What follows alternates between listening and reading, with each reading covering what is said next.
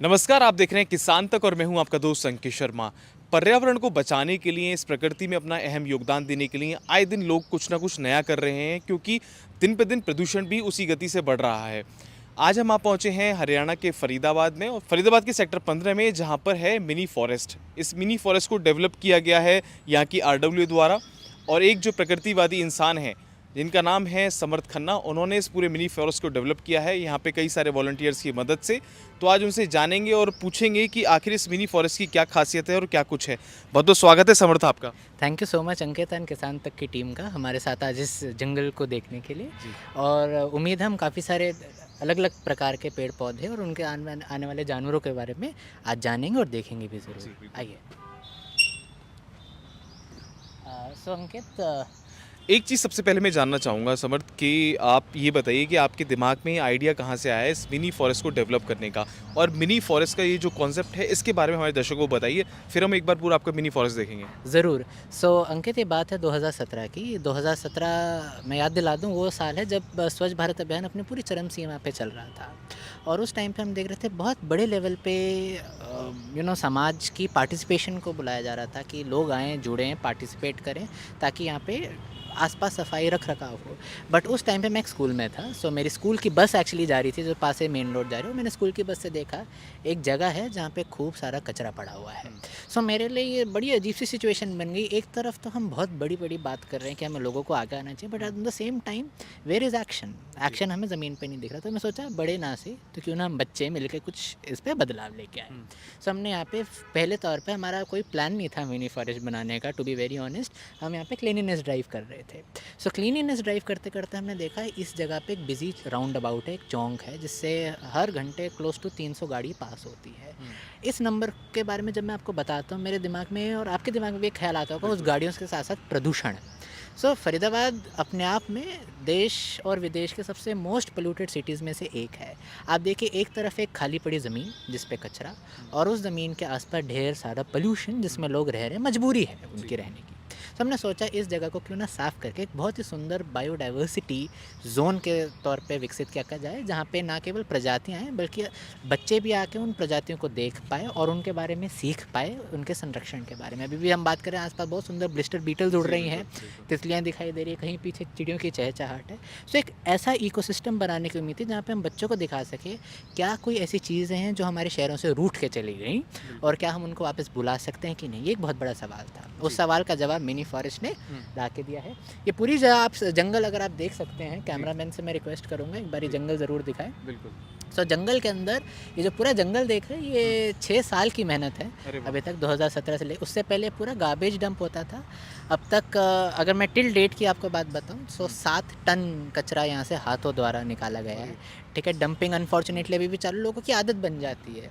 सो जितना कचरा हम क्लियर कर सकते थे हमने क्लियर किया। लोग अभी भी डंप कर रहे हैं, हम अभी भी क्लीनिंग अपनी ऑन रख रहे हैं, because at the same time ये हमारी मजबूरी है, राइट। ये जो हमारी ये जो आपने पहल करी मिनी फॉरेस्ट की, और पूरी एक सोसाइटी के अंदर लोग पार्क डेवलप करते हैं, या कुछ आजकल जिम चल रहे हैं, लोग जिम बनाते हैं, लेकिन जब आपने मिनी फॉरेस्ट बनाने का प्रयास किया और ये यहाँ का जो कूड़ा है वो आपने हटाने का प्रयास किया, तो लोगों ने बड़ी आलोचनाएं की होंगी कि इतना छोटा सा उम्र में ये क्या कुछ कर रहा है, इसकी तो अभी पढ़ाई लिखाई की उम्र है, तो ये इन सब चीज़ों के चक्कर में क्यों पड़ रहा है। घर में भी लोगों ने ऐसा कुछ कहा होगा, बाहर से भी कुछ ऐसा कहा गया होगा। देखिए, जब हम काम कर रहे थे वो सचमुच में हमारा समर वेकेशंस का टाइम था ज़्यादातर। तो लोगों को लगा ये बच्चे शायद हॉलीडे होमवर्क कर रहे हैं, to be honestly speaking, right. तो वो हॉलीडे होमवर्क का उनको लगा, बट गर्मियों की छुट्टियां तो ख़त्म भी हो गई, बट बच्चों का जोश नहीं ख़त्म हुआ, वो कभी ठंडा नहीं पड़ा। साथ में स्कूल का काफ़ी सपोर्ट रहा, बच्चे आते रहे, बच्चों को भी इंटरेस्ट आया। आसपास के लोगों को तब रियलाइज़ हुआ, अरे नहीं, ये तो शायद बच्चों की विज़न थोड़ी आगे है। फिर उसके साथ में RWA ने बहुत बढ़ चढ़ कर हमें सपोर्ट किया, तो उनको लगा हाँ, अगर बच्चे कुछ बदलाव लाना चाह रहे हैं, सो हमारी भी रोल बनता है उनको सपोर्ट करना। सो उसको देखते हुए सबका सपोर्ट यहाँ पे देखने को मिला। इस फरीदाबाद के मिनी फॉरेस्ट को डेवलप करने में आरडब्ल्यूए का बड़ा योगदान है, और इस आरडब्ल्यूए के जो प्रेसिडेंट हैं हमारे साथ चावला जी मौजूद हैं। आज उनसे जानेंगे कि कैसे इस जो मिनी फॉरेस्ट को पूरा उन्होंने डेवलप किया और क्या क्या हर्डल्स उनके सामने आए। बहुत बहुत स्वागत है सर आपका। Thank you sir. सर एक ऐसे है सर, ये मिनी फॉरेस्ट एक जंगल क्या था, यहाँ पर एक कचरे का डंप था। यहाँ पर वेस्ट पड़ी हुई थी, मलबे पड़े हुए थे। तो ये बच्चा खड़ा समर्थ खन्ना, इसने एक सोचा कि भैया यहाँ पर एक मिनी फॉरेस्ट बनाते हैं। मैंने गो अहेड, हमने इनको सपोर्ट किया, मेहनत इन बच्चों ने करी और एक रिज़ल्ट आपके सामने है। बहुत सुंदर एक लंग्स मशीन के रूप में सेक्टर 15 में मिनी फॉरेस्ट है। और कोई भी परेशानी इसको आती है तो RW इसके साथ हमेशा खड़ी है और हमेशा रहती है। और ऐसा ही इन्होंने एक इनिशिएटिव लिया था, APJ स्कूल के पीछे हाउस नंबर 1247 के सामने एक नारायण वाटिका बनाएगी। वहाँ पर भी जॉयराइड पब्लिक स्कूल का बहुत बड़ा एक खाली ग्राउंड था, नो मैंस लैंड था बेसिकली, जहाँ पर बहुत ज़्यादा कचरा मलबा पड़ा था, जिसको हमने एक ही दिन में क्लियर कराया। उसके बाद इन बच्चों ने वहाँ पर पौधे लगवाए। हमारे उस टाइम पे अपना मंत्री थे विपुल गोयल जी, उनके द्वारा पौधारोपण कराया गया। आज आप वहाँ भी जाके देखेंगे ऐसा ही सुंदर एक छोटा मिनी फॉरेस्ट वहाँ भी तैयार खड़ा है। तो क्या लगता है आपकी जो RW ने इतना अच्छा काम किया, इतनी अच्छी पहल की है, तो आसपास के जो क्षेत्र के सेक्टर्स के लोग हैं क्या वो भी आपको अप्रोच करते हैं, वो भी जानना चाहते हैं कैसे आपने ये डेवलप किया? बिल्कुल आते हैं लोग मेरे पास, सेक्टर 9 से भी आते हैं, 16 से भी आते हैं, पूछते भी हैं कि आप ये कैसे करते हो, क्या करते हैं, उनको करते हैं। अब वो आगे जाके करते नहीं करते मैं उस चीज़ को नहीं कह सकता, लेकिन लोग बड़े खुश होते हैं इन चीज़ों को देख के। यहाँ पर हमारे MLA नरेंद्र गुप्ता जी हैं, वो भी यहाँ पर एक दिन विजिट करने आए थे, प्रेसिडेंट हमारे जो MLA सर हैं, उन्होंने आगे इस चीज़ को देखा, बहुत प्रोत्साहन दिया कि बहुत अच्छा काम आप लोग कर रहे हो, और उन्होंने कहा जैसी भी सपोर्ट चाहिए मैं आपके साथ हूँ। अब बताते चलिए एक बार अपने हमारे दर्शकों को कि ये जो हम चल रहे हैं मिनी फॉरेस्ट के अंदर, इसकी कुछ कुछ खासियत हमको बताते चलिए प्लीज। खासियत आइए आप पहले आगे आ जाइए। जी तो आप देख रहे हैं इस बारी बरसात में कितना घना हो गया हमारा जंगल, जी और यही इसकी खूबसूरती है। हाँ। राइट, ये हम इंसानों के लिए तो ज़रूर है, but at the same time जहाँ पे चिड़िया रहती है उनके लिए भी है। सो अगेन घर थोड़ा घनापन आप जंगल का देख सकते हैं।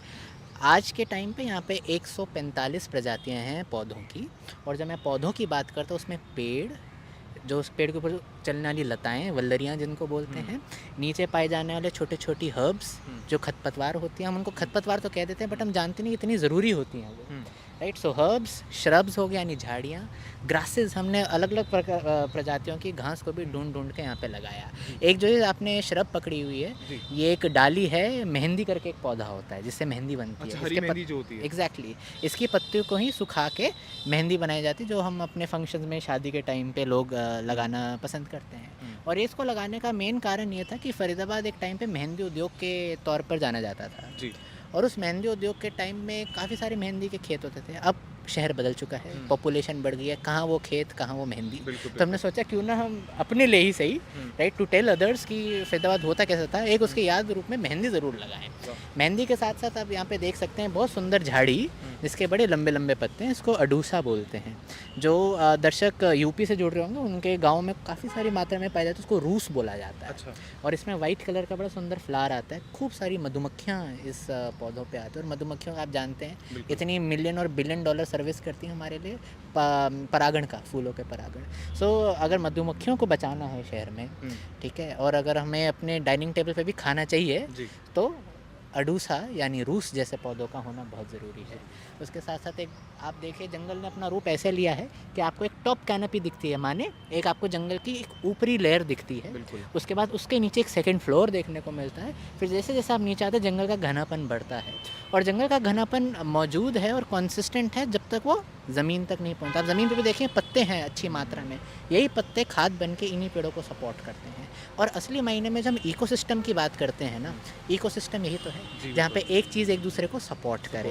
तो यहाँ पे हम देखते हैं शहर में प्रदूषण, ये 4 लेयर का फिल्ट्रेशन सिस्टम है जहाँ पे top canopy, middle story, lower story और ग्राउंड का। मैं देख पा रहा हूँ जो आप मुझे ये बता रहे हैं ना, तो फील करने के साथ साथ मैं ये देख पा रहा हूँ कि सबसे टॉप पे जो टॉलेस्ट आपका पेड़ है वो गया है, उसके बाद में फिर यहाँ पर ये पेड़ है, बड़ का पेड़ कह लीजिए, बरगद का कह लीजिए, फिर मोरिंगा है, और स्टेप बाय स्टेप सारे फ्लोर आप जैसे बता रहे हैं कि फील कर पा रहे हैं। एग्जैक्टली, और हमें ऐसे स्पेसेस चाहिए शहर के अंदर। आप देखिए हम गार्डन पार्क बहुत डेवलप करते हैं, हम घास लगाई जाते हैं, ऑर्नामेंटल्स आजकल लगा रहे हैं प्लांट्स हम लोग। बट हम अपनी देसी चीज़ों को भूल गए। हम कहते हैं ना वोकल फॉर लोकल, सो हमें लोकल स्पीशीज़ के बारे में, बिकॉज आप देखिए पूरे जंगल को डेवलप करने में ज़्यादा पानी का इस्तेमाल नहीं किया गया। ये ऐसी देसी प्रजाति है जो फरीदाबाद के वेदर के हिसाब से अपने आप को अडेप्ट कर चुकी हैं। सो फरीदाबाद में सपोज पर अगर कम बारिश होती है तो ये सारे कम बारिश के पौधे हैं। अगर आपके आसपास ही कोई ऐसा एरिया जहाँ पे मिनी फॉरेस्ट डेवलप करना चाहते हैं, सो इसका कॉन्सेप्ट यही है, आप कुछ ऑर्नामेंटल ना लगाएं, कुछ एग्जॉटिक यानी कोई ऐसे साउथ अमेरिकन स्पीशी या कहीं बाहर की प्रजाति लाने के बजाय जो अपने आसपास देसी प्रजाति है उनके संरक्षण पे फोकस करें, बिकॉज उसी से तो आपके आसपास की बायोडाइवर्सिटी, जैव विविधता अट्रैक्ट होगी और बड़े आसानी से पेड़ बहुत जल्दी बड़े होंगे।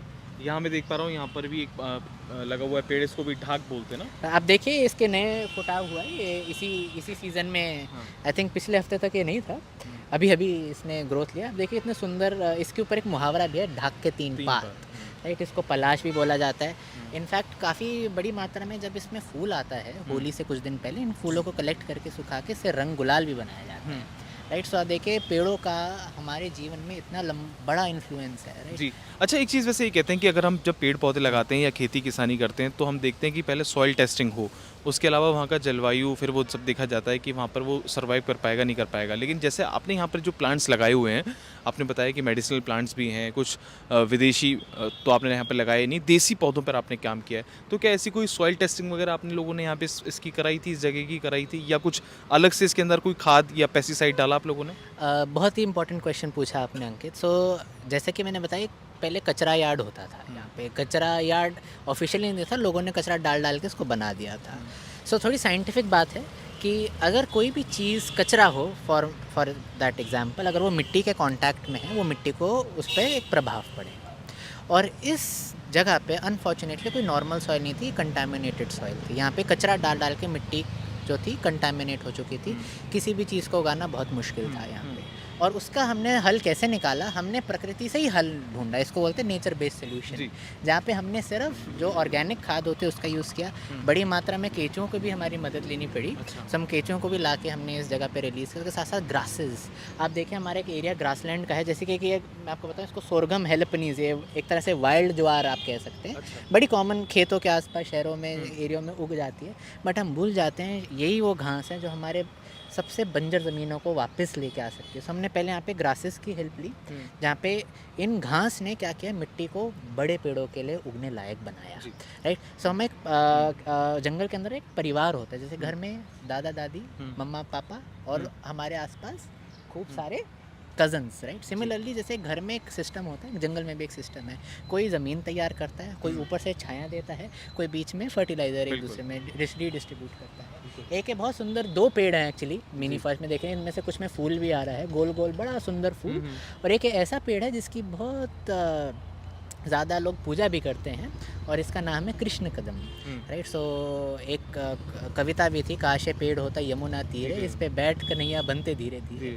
और वो यही पेड़ था, ब्रज के एरिया में पाया जाने वाला कृष्ण कदम, जिसको अनफॉर्चुनेटली हम अपने शहरों से खो चुके हैं। गाँव में ज़रूर कहीं जोहड़ों के आसपास मिल जाता है। हम अरावलीज़ में जब जाते हैं, कई सारे जो वैलीज़ हैं जहाँ पे पानी है, वहाँ मिलता है, बट हम इन पेड़ों को खो चुके हैं। तो ज़रूरी है हम ऐसे पेड़ों को वापस लेके आएँ और इनका संरक्षण करने के साथ साथ इसको बढ़ावा भी दें। एक और सेक्रेट पेड़ जिसको बोलते हैं पूजा पाठ पूजा वाला, एक ये पेड़ है, इसको वरुण का पेड़ भी बोला जाता है, अच्छा, राइट। इसको सेक्रेट बरना, इसका बहुत सुंदर फ्रूट होता है, ये देखिए इसमें फ्रूट भी आ रहा है। सो मिनी फॉरेस्ट की खास बात है, जो हमने पेड़ लगाए थे वो वहीं तक सीमित नहीं है, वो अपने आप को रीजनरेट कर रहे हैं, उसमें फल आ रहे हैं, उन्हीं फलों से बीज आके यही चिड़ियाँ कहीं आसपास के एरिया में ले जाके उसको डिपॉजिट कर देती है, और वो प्रजाति जो हमने कहीं किसी टाइम पे बहुत दूर से लेके आए, अब वो आसपास के एरिया में उगती हैं अपने आप।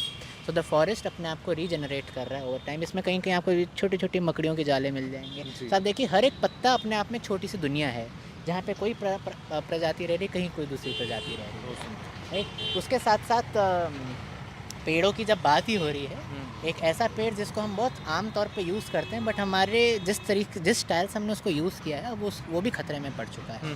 और उसमें से एक जो पेड़ आप देख सकते हैं, ये है कत्थे का, इसको खैर भी बोला जाता है, ठीक है। ये दिखने में थोड़ा बबूल कीकर टाइप का है, ठीक है उसी अकेशिया फैमिली का।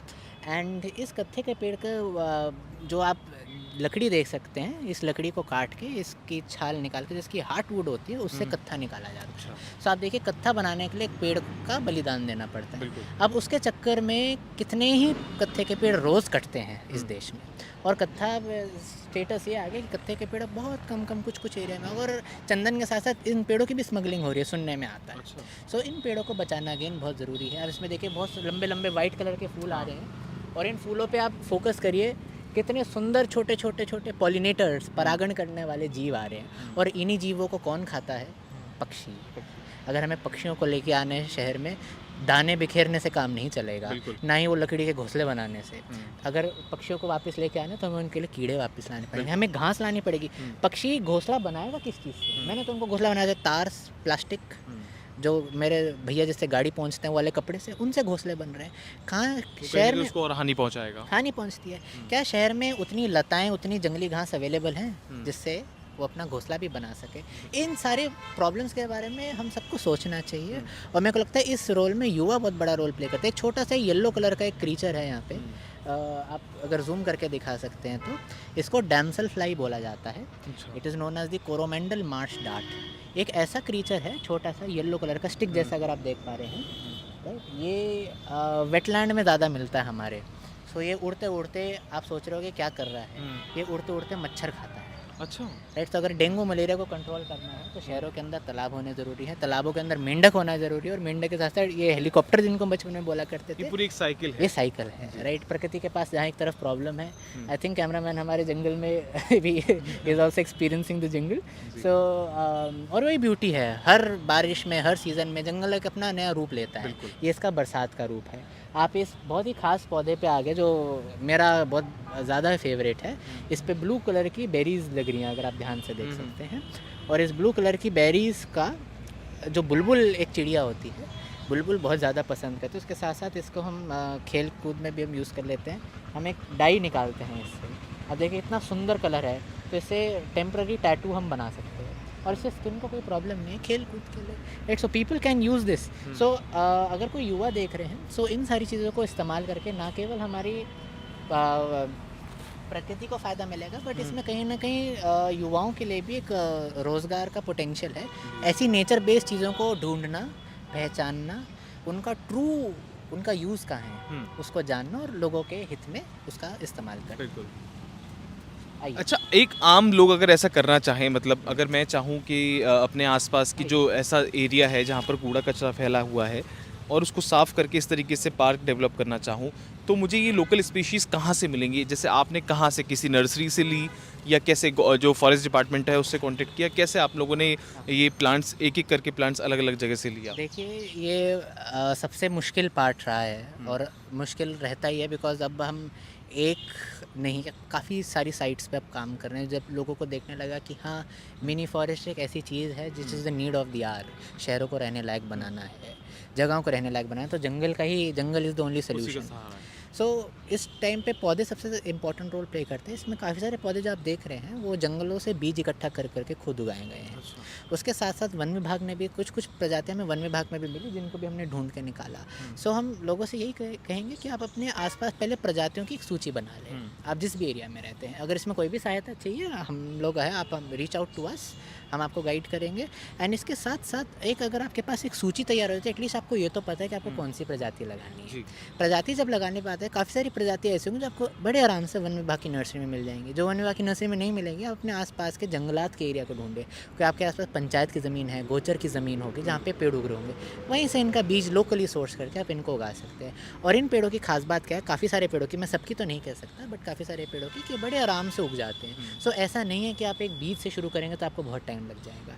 टाइम हमें भी लगा, बट उसका रिजल्ट भी था। देखिए, it's like an investment, right? ऐसा जंगल जिसको जितनी भी प्रकृति की मार पड़ जाए, प्रदूषण की मार पड़ जाए, ओले गिर जाए, बारिश हो जाए, पानी पड़े ना पड़े, ये जंगल अपने आप में फलता फूलता है। ये जो आपने मिनी फॉरेस्ट बनाया है इतनी मेहनत से, इतनी मशक्क़त करके, तो मैंने देखा है कि आपकी सोशल मीडिया पे कई सारे ऐसे पिक्चर्स और सेशंस के भी फ़ोटोज़ पड़े हुए हैं कि बच्चे भी यहाँ पर आते हैं और आपसे सीखते हैं और एंजॉय करते हैं। तो उनका कैसा रिवर्ट है, उनके पेरेंट्स का कैसा रिवर्ट रहता है, स्कूल कॉलेजेस से क्या आपको रिवर्ट मिलता है? देखिए, जहाँ तक एजुकेशनल इंस्टीट्यूशंस की बात है, राइट, चाहे वो स्कूल्स हों, कॉलेजेस हों, इवन काफ़ी सारे ट्रेनिंग एंड कोचिंग इंस्टीट्यूट्स, वो उनका एक बहुत पसंदीदा स्थल बन गया है। कारण ये है, एक छोटी जगह में आपको बहुत कुछ सीखने को मिलता है, और जिस बंदे का किसी भी चीज़ में इंटरेस्ट है, उसके लिए यहाँ पे कुछ ना कुछ है। किसी को अगर बटरफ्लाइज़ में इंटरेस्ट हो, वो यहाँ पे बटरफ्लाई देखता है। कोई बॉटनी का है, उसके लिए तो पौधों की तो कोई कमी नहीं, राइट? उसके साथ साथ किसी को अगर सॉइल में इंटरेस्ट है, वो वहाँ देख सकता है। किसी को पानी के बारे में इंटरेस्ट है, इंजीनियरिंग का इंटरेस्ट है, वो हमारे वेटलैंड आके देख सकता है, जो हमने पानी के एरियाज़ बनाए हैं। सो यहाँ पे हर एक एस्पेक्ट के लिए काफ़ी सारी चीज़ें सीखने को। सो स्कूलों का बहुत अच्छा रिस्पॉन्सेस हैं, कॉलेजेस आ रहे हैं, यूनिवर्सिटीज़ आ रहे हैं, और वो यहाँ आके देख के समझ रहे हैं और कोशिश कर रहे हैं कि किया कैसे जा सकता है। आप देखिए, किताबों से बाहर उठने की ज़रूरत है आज के टाइम पे, प्रैक्टिकल नॉलेज की। और प्रैक्टिकल नॉलेज हम लेने शहर में जाएँ कहाँ? NCR अपने आप में कंक्रीट का जंगल बनता जा रहा है। क्या हमारे शहरों में ऐसी जगहें हैं जहाँ पे हम डेवलप कर सकते हैं? बहुत बड़ा सवाल है। और अगर हैं तो डेवलप करेगा कौन? वो बच्चे करेंगे। सो हमें सबसे पहला कदम उठाना है एजुकेटिंग आवर्सेल्व्स। ये भी मैंने किया। मैंने भी काफ़ी सारे मेरे मेंटर्स हैं, गाइड्स हैं, जिन्होंने मेरे को लिटरली हाथ पकड़ के सिखाया कि जंगल होता है तो कैसे होता है, प्रजाति लगानी है तो कौन सी लगानी है। तो हमें ज़रूरत है हम पहले अपने आप को एजुकेट करें, अपने आप जानें, सीखें, समझें और फिर कदम उठाएं। जल्दबाजी में अगर हमें लिमिटेड नॉलेज है, हम कुछ भी उल्टा सीधा प्रजाति लगा देंगे तो शायद ये रिज़ल्ट नहीं मिलेगा। सो नेचर में सब कुछ बहुत ही डिटेल्ड होता है, सब कुछ बहुत सेंसिटिव होता है। हमें एकदम चीज़ों को बारीकी से समझने की ज़रूरत है और अकॉर्डिंगली करने की ज़रूरत है। यहाँ पे आप पेड़ देख रहे हैं, काफ़ी सारे लोग हमसे सवाल करते हैं इतने सारे पेड़ हैं, ये आपस में लड़ाई नहीं करते। मैं उनको बोलता अच्छा, ऐसे भी प्रश्न करते हैं कॉम्पिटिशन वेरी। अगर आप खेत में बहुत पास पास बीज हाँ। डाल देंगे, पौध तो एक पतली दूसरे की निकलेगी। एनर्जी तो नहीं ले रहे हैं, एक दूसरे का Exactly. खाना तो नहीं खा रहे और हैं। उसका जवाब ये है कि हमारी आदत है, हम चीज़ों को ह्यूमन टेंडेंसी से सोचते हैं। ज़रूरी नहीं है कि 10 लोग इकट्ठा हो जाए उसमें से 5 लोगों के मतभेद हों। प्रकृति में ऐसी लड़ाई झगड़ा होता नहीं है। होता भी है तो उसका सलूशन ये है कि आप जितना भी जंगल देख रहे हैं, एक इंटरैक्टिव कम्युनिटी है, एक समाज है जहाँ पे एक पौधा दूसरे को सपोर्ट करता है। राइट, तो ऐसी प्रजातियों को पहचानना और उनको एक दूसरे के साथ लगाने की आवश्यकता है। तो काफ़ी अच्छी आपकी पहल है, काफ़ी अच्छा आप संघर्ष कर रहे हैं। आने वाले समय में विज़न क्या है और समर्थ कहाँ-कहाँ तक जाना चाह रहे हैं और क्या-क्या कुछ चीज़ें करना चाह रहे हैं? कैसे इस समाज में और अपना अहम योगदान देंगे? कुछ विज़न आपका होगा? देखिए अंकित जी, हमारे शहर देख लो, स्टेट देख लो या देश देख लो, हुँ। क्लाइमेट चेंज भी देख सिनेरियो। सो देश एक ऐसा है, हमारी सिचुएशन जहाँ पे एक साथ कई सारी प्रॉब्लम्स हैं। लोगों को भी दिक्कतें हैं, क्लाइमेट चेंज भी है, हमारे शहर बढ़ रहे हैं, किस दिशा में बढ़ रहे हैं कुछ कह नहीं सकते हम। तो इसका सबसे बड़ा अगर आंसर देना है तो उसका आंसर रहता है नेचर बेस्ड सोल्यूशन में, यानी प्रकृति से जुड़े हुए उपाय। हम किस हद तक टेक्नोलॉजी लगाएंगे? अभी हमने मच्छरों की बात करी, कुछ मच्छर हमें दिख भी रहे हैं आसपास, राइट, बट अगर आप यहीं किसी गली में चले जाएं उसमें मच्छर कहीं ज़्यादा दिखाई देंगे। कारण यहाँ पे मेंढक हैं, ड्रैगन फ्लाई, डैमसेल फ्लाई है। अगर यहाँ पे मच्छर दिखते भी है तो उनका खात्मा हो जाता है बहुत जल्दी। उसके साथ साथ हवा, शहर में हवा नहीं है। सो हमारे आने वाले टाइम में विजन यही है कि हम ज़्यादा से ज़्यादा जंगल लगा पाएँ।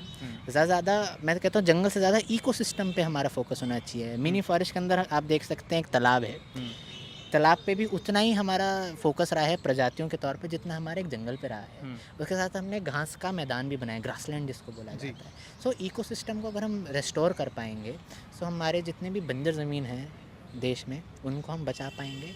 जितनी भी हमारी बायोडाइवर्सिटी, जैव विविधता जो हम खोई जा रही है बहुत बड़े लेवल पे, उनको बचा पाएंगे। लोगों को भी कहीं ना कहीं वहाँ पे एम्प्लॉयमेंट मिलेगा, उनका भी क्वालिटी ऑफ लाइफ बढ़ेगा और हमारे शहर रहने लायक बनेंगे। हम बिल्डिंग तो बहुत स्पीड से बना रहे हैं, क्या उस बिल्डिंग में रहने लायक कोई बचेगा क्या? एक बहुत बड़ा सवाल है जो हमें पूछना चाहिए अपने आप से भी और हमारे प्लानिंग एजेंसी से भी। सो इस बारे में मैं फरीदाबाद की एडमिनिस्ट्रेशन का बहुत धन्यवाद करता हूँ कि शुरुआत में हाँ ज़रूर थोड़ी प्रॉब्लम हुई कॉन्सेप्ट को समझने में, बट अब वो भी कहीं ना कहीं समझ रहे हैं कि अगर सड़क है तो सड़क के साथ साथ ग्रीनरी भी होना ज़रूरी है। सो इन चीज़ों को अपनाना कोई अपनाता नहीं है सर, समझते तो सब हैं। हम इंटरनेट पे ज़रूर देखते हैं, इंस्टाग्राम पे हम भी डालते हैं, आप भी देखते हैं, राइट, बट इसको अपनाते कितने लोग हैं, बहुत बड़ा सवाल है। अच्छा समर्थ, मैं यहाँ देख रहा हूँ, यहाँ पर एक आपने पॉन्ड बनाया हुआ है, ये थोड़ा गहरा भी है और वहीं दूसरी ओर मैं देख रहा हूँ कि जैसे जो एक लेयर है पानी की ऊपर ही है और उसमें कुछ यहाँ पर काई भी जम रही है, तो इसमें और इसमें क्या डिफरेंस? ज़रूर। सो सबसे पहले हमारे पास दो तरह के तालाब हैं। जिस पे आप अभी देख रहे हैं वो शैलो वेटलैंड है और इस पे जो हरा हरा आप ऊपर देख रहे हैं, एक बहुत ही सुंदर पौधा है जिसको हाइड्रिल्ला बोला जाता है। अच्छा। और ये पानी के अंदर जितना भी मटमैलापन होता है उसको सोखता है। सो क्या होता है, हमारे आसपास जब बारिश होती है सड़कों पे पानी भर जाता है। उस सड़क के पानी को हम मोटर लगा के शैलो वेटलैंड में छोड़ते हैं। पहले वो शैलो वेटलैंड के अंदर जितने भी जो हाइड्रिल्ला नामक के जो आप प्रजाति देख रहे हैं वो सारी मिट्टी को सोख लेती है और इस छिछले पानी के अंदर अलग प्रजातियाँ आती हैं जो गहरे पानी में। तो आप देखिए एक तरफ से तो पानी भी साफ़ हो गया और प्रजाति भी अलग। छिछले पानी के अंदर वो प्रजाति आती हैं बगुले जैसी, जिनके पैर लंबे गर्दन लंबी, तो पानी के अंदर वो घुस के शिकार करते हैं। अगर आप दूसरी तरफ आ जाए, जब पानी यहाँ से साफ हो जाए छिछले तालाब से, वो गहरे तालाब में आ जाते हैं। यहाँ पे पानी आप देखिए नीचे क्लिस्टर क्लियर है, आपको नीचे तक दिखाई देगा। उसका कारण नहीं है इसमें उगने वाले पौधे। तो आप देखिए जैसे आप छिछले तालाब से गहरे तालाब में, पौधों की स्पीशीज़ जो प्रजातियाँ थी वो बदल गई और पौधों की प्रजाति के साथ साथ यहाँ पे आने वाली जो चिड़ियों की प्रजातियाँ थी उनमें भी फ़र्क आता है। यानी इसमें डाइव करने वाली जो गोता लगा के शिकार करती हैं, जैसे कि किंगफिशर हो गई, राइट, वो मछलियों को पकड़ने के लिए बहुत गहरे गहरे गोता लगा के इस पॉन्ड के अंदर शिकार करते हैं। आप देखिए डिटेल्ड होना पड़ता है जब भी हमें कुछ अच्छा करना हो, तभी हम देखते हैं। लोग भी हैरान होते हैं कि कैसे एक छोटे से एरिया में इतनी बायोडाइवर्सिटी मिल रही है और उसका रीज़न यही है कि it has been designed in such a manner कि हर एक चीज़ एक दूसरे को कॉम्प्लीमेंट करे, कोई कंपटीशन का यहाँ पे स्कोप नहीं है। बिल्कुल। तो आज इस वीडियो के माध्यम से हमने काफ़ी कुछ देखा, कैसे इस मिनी फॉरेस्ट को डेवलप किया है समर्थ ने और यहाँ की आरडब्ल्यूए ने। अब ज़रूरत है इस कंक्रीट के जंगल के साथ में एक ऐसे जंगल की भी जो आपकी प्रकृति में सहायता करे, यानी आने वाले समय में आपको शुद्ध ऑक्सीजन दे सके, अच्छा वातावरण दे सके। कंक्रीट के जंगल तो हमने बहुत देख लिए, बहुत सारी बिल्डिंग्स, बहुत डेवलपमेंट हो रहा है, हाईवे बन रहे हैं, बहुत सारी चीज़ें हो रही हैं, वो भी ज़रूरी है, लेकिन ये भी ज़रूरी है हमारे सर्वाइवल के लिए। जब तक हमारे पास अच्छी प्रकृति के साथ में अच्छा वातावरण और अच्छा ऑक्सीजन नहीं मिलेगा हमको, तो हमारा यहाँ पर सर्वाइव करना इस धूल भरे वातावरण में या कह लीजिए प्रदूषण वाले वातावरण में बड़ा मुश्किल हो जाएगा और भी काफ़ी सारी हमारे सामने समस्याएं आएंगी। तो आप भी इस वीडियो की मदद से अपने शहर में, अपने आसपास के इलाके चिन्हित करिए और इस तरीके का कुछ मिनी फॉरेस्ट अगर आप डेवलप करना चाहते हैं तो उसको ज़रूर करिए और अपने समाज के उत्थान के लिए एक सहयोग करिए। नीचे कमेंट्स बॉक्स और डिस्क्रिप्शन में अगर आपकी कोई क्वेरी है तो आप समर्थ से पूछ सकते हैं। हम और भी प्रयास करेंगे कि आने वाले समय में भी समर्थ के साथ कुछ वीडियो बनाएं ताकि आपको भी कुछ अवेयरनेस मिले। बने रहें हमारे साथ, देखते रहें किसान तक। अगर आपने हमारा यूट्यूब चैनल सब्सक्राइब नहीं किया है तो उसको आज ही सब्सक्राइब कर लीजिए, बेल नोटिफिकेशन दबा दीजिए जिससे कि आपको हमारे चैनल की सारी ताज़ा अपडेट मिलती रहें। खेती किसानी की अन्य खबरें पढ़ने के लिए आप किसान तक .in पे भी जा सकते हैं। धन्यवाद।